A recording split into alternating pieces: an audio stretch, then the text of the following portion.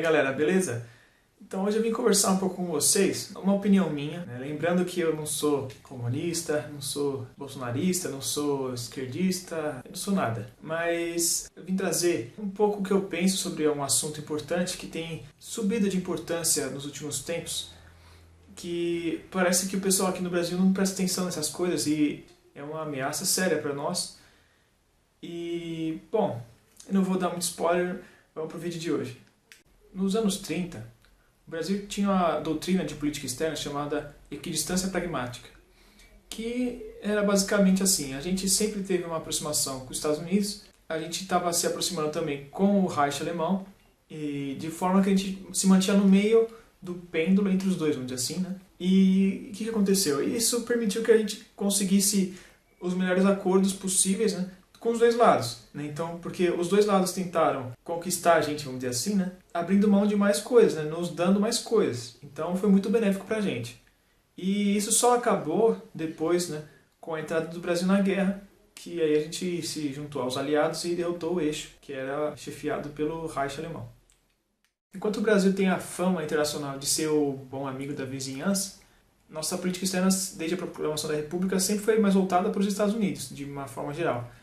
Nós brasileiros sempre enxergamos eles como um povo amigo, sempre nos alinhamos automaticamente com as visões e posicionamentos norte-americanos. O problema é que nem sempre esses posicionamentos são benéficos para nós brasileiros.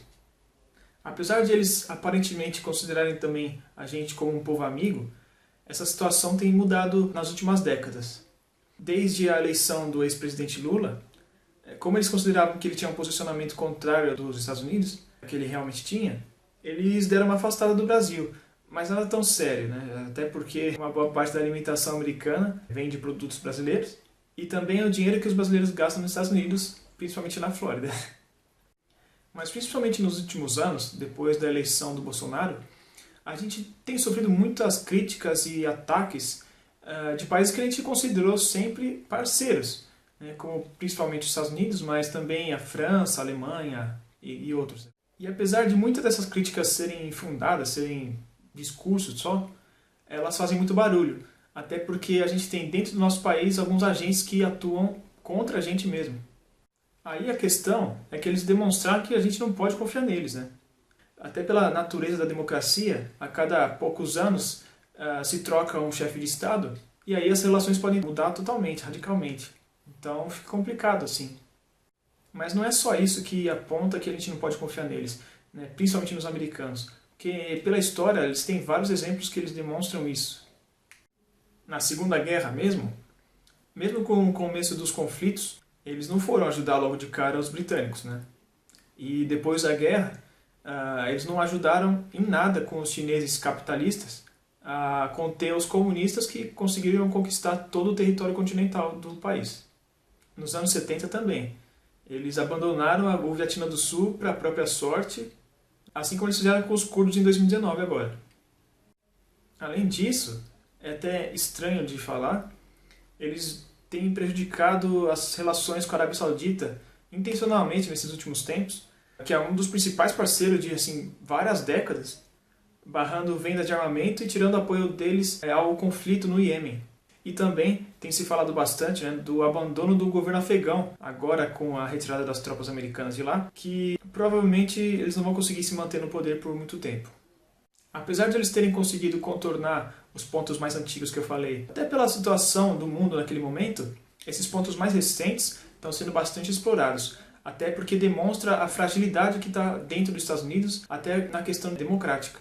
No caso do Brasil, apesar das importantes trocas comerciais que existem entre os dois países, já enfiaram faca nas nossas costas já várias vezes, principalmente desde a década de 90, depois da abertura do país, até somando junto a questão da instabilidade que estava aqui presente, né? Então eles conseguiram operar com bastante facilidade aqui dentro. E aí eu posso citar dois exemplos que são mais famosos, né? Um mais antigo e um mais recente, que são o incidente em Alcântara, vou usar esse termo, e a espionagem na então presidente Dilma Rousseff. O caso de Alcântara, ele é cercado de mistérios, né? Então, enquanto oficialmente é tratado como um acidente, tem muita gente que fala que foi sabotagem americana. E se a gente analisar as evidências, realmente fica muito estranho, porque Existem vários motivos que indicam isso. Só de pensar que eles boicotavam, e ainda boicotam, nosso programa espacial. Mas esse caso merece um vídeo próprio, então se vocês quiserem que eu faça, deixa aqui nos comentários. O outro caso é de 2013, e talvez vocês se lembrem. Foram encontradas umas escutas no gabinete da presidência, assim como em outros locais, como a presidência da Petrobras também. Depois o Wikileaks liberou algumas informações que eles estavam coletando também, e esse episódio gerou uma pequena crise diplomática entre os dois países. Somando-se a isso, existem também evidências de que a gente sofreu ações de guerra híbrida nesse mesmo período, que combinou com aquelas manifestações que ocorreram por todo o país. É claro que todos os países que têm condições vão tentar espionar tudo e todos, até porque ninguém é santo. Só que geralmente se faz isso contra adversários, contra rivais. Então, eles terem sido pegos foi um negócio bem feio, para não falar outra coisa. Além disso, em várias oportunidades, eles atrapalharam e boicotaram a gente. Então, como por exemplo, aquelas famigeradas negociações da Ingesa lá no Oriente Médio, em que, mesmo com o Osório tendo sido muito melhor nos testes, os americanos pressionaram bastante e acabaram comprando os Abrams americanos. E isso acabou culminando na falência da Ingesa, que era uma das principais indústrias de defesa do país. Outro exemplo importante é na questão do assento permanente no Conselho de Segurança da ONU, que, embora todos os membros ali concordem, eles não dão prosseguimento nesse caso. O que é engraçado, né? Porque sempre que eles precisam da nossa ajuda, eles não pensam duas vezes antes de chamar, mesmo que às vezes a gente não vai, né? Em contrapartida, mesmo com toda a desconfiança do povo brasileiro em relação aos russos e chineses, eles nunca fizeram nada desse tipo. Nunca criticaram, nunca atacaram, nunca boicotaram a gente, nunca prejudicaram a gente. Pelo contrário, mesmo durante a Guerra Fria, em que o mundo estava totalmente polarizado, né, a gente buscou realizar trocas comerciais com eles, mesmo a gente estando numa vertente oposta. E passando esse período turbulento, eles buscaram estreitar ainda mais os laços. Claro que com seus interesses, né, mas com a criação do BRICS, houve uma aproximação maior com os dois países, junto com a Índia e com a África do Sul. E dessa aproximação vieram parcerias importantes e algumas até interessantes de se falar. Só para começo de conversa, em 2 décadas a China conseguiu se tornar a principal parceira econômica brasileira, né? E a Rússia também se tornou uma importante importadora de alimentos brasileiros.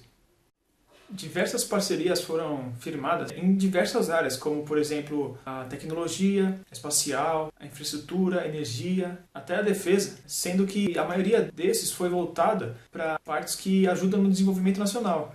Então, desse jeito, um ajuda o outro a desenvolver. Nos últimos anos a gente tem aumentado nossas parcerias com esses países, né? Tanto que o Bolsonaro foi até a Índia em 2019 e firmou 15 acordos com o primeiro-ministro Modi, inclusive comerciais. Uma coisa inédita, porque até pouco tempo atrás as relações da Índia com o Brasil não eram tão grandes. E agora também, com a pandemia, os 3 países mais orientais do grupo têm sido bastante nosso foco de política externa para conseguir as vacinas. Com isso e com várias outras coisas, já dá para perceber uma vontade bem maior desses países de cooperar com a gente para se desenvolver junto, do que os nossos parceiros ocidentais que cada vez colocam mais e mais coisas para impedir que a gente se desenvolva. Se vocês quiserem também, coloca aqui nos comentários que eu posso fazer vídeos falando mais a fundo dessas parcerias que a gente tem com esses países. Agora, chegando no ponto crítico do vídeo, por que a gente tem que se aproximar mais do BRICS? Assim, desde o ano passado, o Brasil tem demonstrado que está inclinado a se aproximar um pouco mais realmente dos BRICS, até por conta de todos esses ataques que eu comentei que a gente vem sofrendo desde 2019. Curiosamente, em 2021, depois de algumas sinalizações de que a gente está a fim de se aproximar com a China e principalmente com a Rússia, o Ocidente tem ficado um pouco mais piano nessas críticas com a gente. Essa volatilidade nas relações não é benéfica para o Brasil, né? Que não pode se deixar ficar à mercê de outros povos que não o brasileiro para conseguir acordos ou até manter as coisas do jeito que estão. Essas pressões e chantagens são, na verdade, ingerência na soberania dos países. E, frequentemente, elas pioram a condição desses países que aceitam, porque, na verdade, a maioria das vezes são países que não têm, nas suas essências, os mesmos valores que esses povos ocidentais. Então, acaba gerando mais problemas ainda, né? E eu posso dar um exemplo agora mesmo, que a OTAN, né, os Estados Unidos e a União Europeia estão colocando uma série de condições para aceitar a Ucrânia na OTAN, sendo que não são coisas só militares, são coisas até de questão cultural. Por outro lado, nenhum país do BRICS fez crítica nenhuma, nem pressão nenhuma, a não ser em assuntos diretamente relacionados a eles. E até porque eles têm mais coisa para resolver, né, coisas mais importantes, tem mais o que fazer da vida. Então, eles são bem pragmáticos com a gente, né, mesmo quando troca um governo, as relações praticamente não mudam, então é muito mais estável.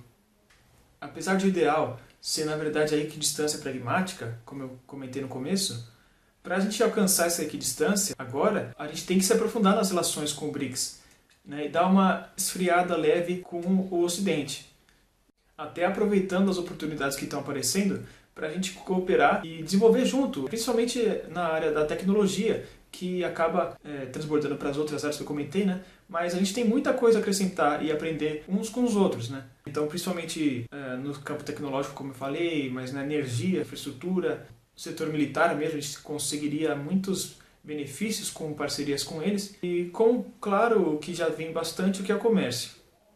Mas para simplificar um pouco, né, para dar um exemplo, o que poderia acontecer é que nem a China tem feito na África, claro que em outras circunstâncias, mas que eles têm investido bastante na infraestrutura local e isso já tem gerado bastante resultados até em curto tempo. O principal é que é melhorar a condição de vida daqueles povos. Claro que deve existir assim, salvaguardas para os dois lados mesmo, mas mesmo assim, esses países têm uma grande capacidade de ajudar a gente. Como mais um exemplo, seria fácil pela capacidade de realizar mesmo que os chineses têm, né, pela expertise, que seria, por exemplo, os chineses ajudarem a gente a ampliar nossa malha ferroviária, por exemplo, que eles têm amplo domínio sobre isso e é uma necessidade urgente do Brasil, que eu até estou pensando também em fazer um vídeo sobre isso. Mais uma vez, se vocês quiserem, deixa aqui no comentário. Também como eles poderiam criar linhas de alta velocidade, que seriam de extrema importância para a gente, seriam muito úteis, como até eu tive a chance de poder testar na Itália, que facilita muito a vida. Você consegue ir de um lugar a outro rápido e com conforto e simples. Então imagina a gente conseguir, se tivesse saído do papel, o que era para a Copa de 2014, aquele trem-bala que ia ligar Campinas a São Paulo e ao Rio de Janeiro, né? Como ia ser fácil. Você imagina você chegar em meia hora, por exemplo. Acho que nem ia dar esse tempo, mas ia ser, meia hora você chegar no Rio de Janeiro. Ou se tivesse algum ligando aqui, de qualquer forma, do Rio de Janeiro mesmo até o Nordeste, ia facilitar muito a vida. Um negócio desse tipo já é impensável com os países do Ocidente, que são nossos parceiros. Uma, porque eles não têm a mínima vontade de fazer isso com a gente, e outra, porque talvez eles não tenham nem a mesma expertise, né? Talvez os japoneses, mas aí é uma outra questão, mas eles não têm essa mesma capacidade de construir tanto quanto os chineses, por exemplo, ou talvez não tão rápido ou tão barato, e eles exigem muitas contrapartidas, né? Iam colocar um monte de questãozinha só para fazer uma linha de trem, então não valeria tanto a pena assim. Mas tem vários setores que poderiam crescer muito com parcerias com esses países, né? Como por exemplo o setor aeroespacial mesmo, que já chama atenção, né, como eu falei anteriormente, porque a gente já tem parceria com esses países, na verdade. Tanto que no começo desse ano a gente soltou nosso primeiro satélite, né, o Amazônia 1, foi um lançamento indiano. A gente lançou lá na Índia. Mas também o nosso atual ministro da Ciência, o Marcos Pontes, foi para o espaço com um foguete russo, né, coisa que a gente geralmente não sabe por aí. Mas então nessa área a gente poderia crescer muito mais além disso. O setor militar, como eu falei, tem uma oportunidade muito grande de crescimento nisso, porque 3 são grandes produtores de materiais bélicos e tem bastante tecnologia envolvida. Então, além disso, a gente até já opera alguns meios russos, mas o problema é que atualmente tem uma burocracia muito grande dos russos para exportar equipamentos, com quase todos, a não ser os que eles têm maior parceria mesmo. Então, se o Brasil, por exemplo, entrasse numa parceria dessas, a gente poderia ter equipamentos de muita qualidade. Além de que a gente poderia desenvolver projetos em conjunto. Então, você imagina a qualidade que poderia ter produtos novos brasileiros. O setor energético também, né? Já que os russos e os chineses têm um know-how bastante grande, principalmente em questão de recursos fósseis, né? Mas também o Brasil tem muito como contribuir com esses países, por exemplo, com a Índia, com a questão dos biocombustíveis, né? E energias renováveis também, que são 2 pontos que a gente realizou parceria com a Índia, que são 2 daqueles 15 pontos que o Bolsonaro acordou com o Modi, e que também, além dos ganhos tecnológicos que a gente receberia com isso, teriam bastante ganhos financeiros também, então seria muito proveitoso para todos. Esses são só alguns exemplos, mas as possibilidades, na verdade, são infinitas. Com tudo isso, fica evidente, eu acho que vocês concordam comigo, que a importância que esses países têm para o futuro do Brasil, visto que eles têm uma vontade sincera de cooperar com a gente. Claro que eles têm outros interesses, todos têm, isso é normal, mas é um interesse muito diferente do que os dos ocidentais têm para com o Brasil. E outro ponto é que esses países eles enxergam o Brasil, eles não têm uma ameaça, porque o Brasil está inserido em outro contexto geográfico e geopolítico até. Então, até isso é um fator que contribui com as nossas relações, porque, por exemplo, se o Brasil fosse um player ali, claro, não em um mundo hipotético, próximo à Rússia, à China, à Índia, talvez eles ficassem com o pé atrás de compartilhar tecnologia e conhecimentos, por exemplo, porque poderia se tornar no futuro uma ameaça, inclusive naquela questão da volatilidade democrática. Mas como o Brasil está do outro lado do mundo, a gente não apresenta uma ameaça para esses países. Então, eles não têm por que terem medo de compartilhar com a gente essas informações, entendeu? Então, esse é mais um fator que contribui bastante. O que é bem diferente dos Estados Unidos e dos países europeus, que têm interesses predatórios aqui no Brasil, né? Que estão sempre querendo ganhar alguma coisa aqui ou colocar alguma forma de controlar a gente e impedir nosso desenvolvimento, como mais uma vez eu tenho falado. Aí também tem uma outra questão que eu não vou entrar muito, mas que tem algumas pessoas que falam da questão da desfragmentação da civilização ocidental, coisas desse tipo. Mas realmente a gente vê que os países do Ocidente estão passando por uma turbulência existencial até. Então, só para ilustrar mais uma vez, algumas coisas são bem interessantes.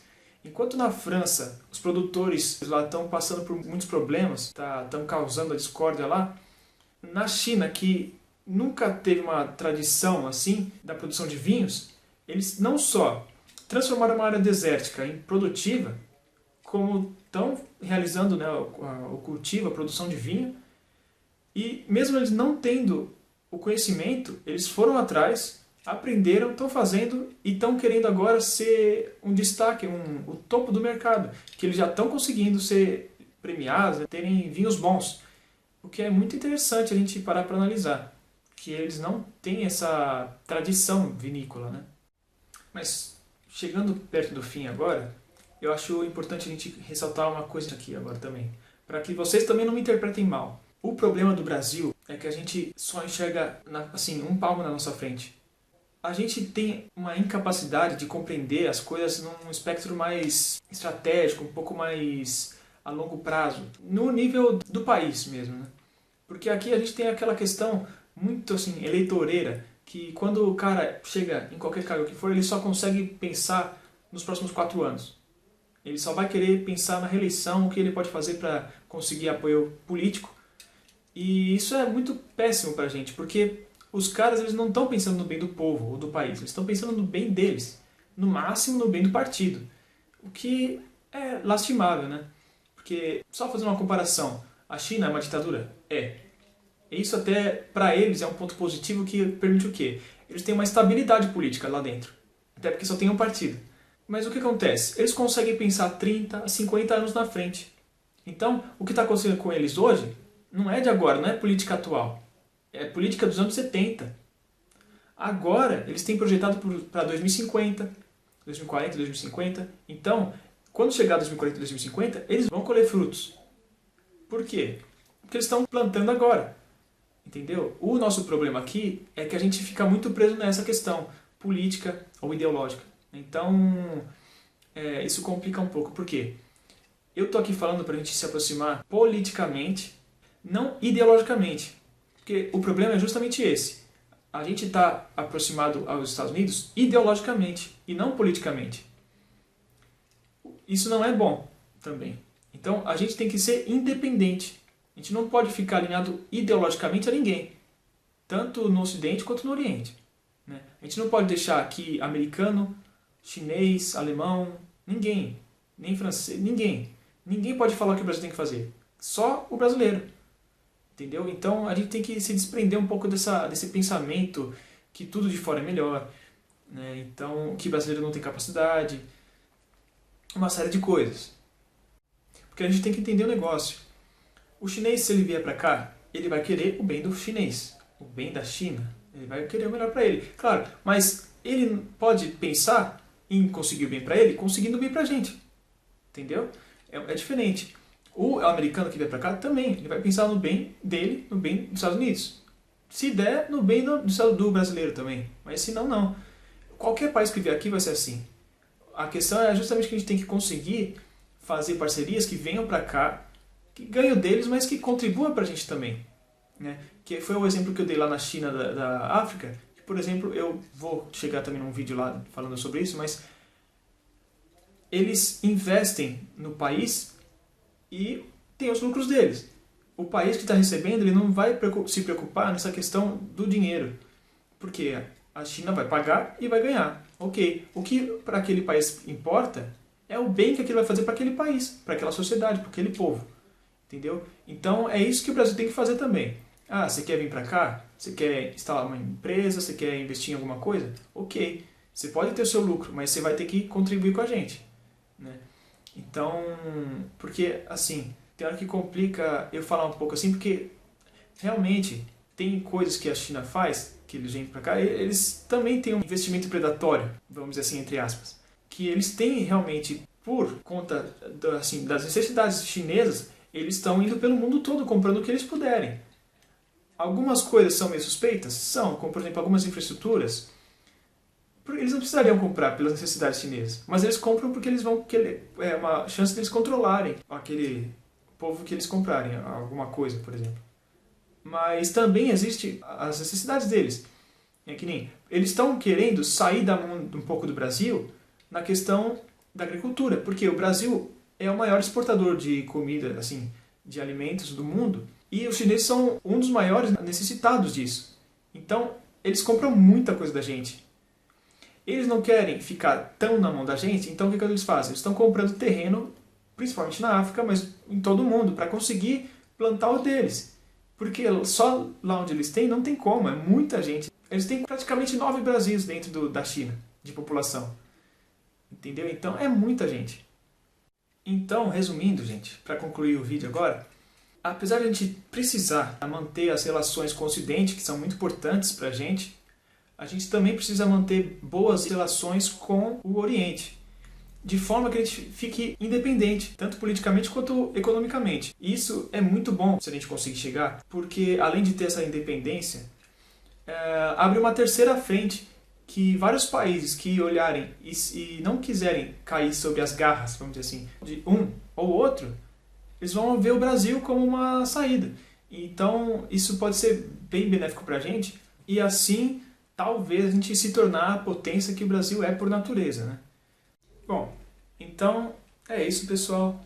Eu espero mais uma vez que esses meus pensamentos aqui, nossa conversa de hoje, tenha te ajudado a expandir um pouco a sua cabeça, né? A entender um pouco que a gente não tem que ser pró-Estados Unidos, ou pró-Rússia, ou pró-China, apesar de que todos esses países são importantes pra gente, que a gente tem que continuar sendo aquele país amigo de todo mundo, e ao mesmo tempo amigo de ninguém. Eu aceito críticas e sugestões, eu peço para vocês deixarem os comentários aqui embaixo, o like de sempre, né? Se você não for inscrito ainda, estiver vendo esse vídeo, esse canal pela primeira vez, se inscreve e ativa o sininho, porque tem muita coisa boa vindo por aí e você não vai querer perder, né? Então, é isso aí, pessoal.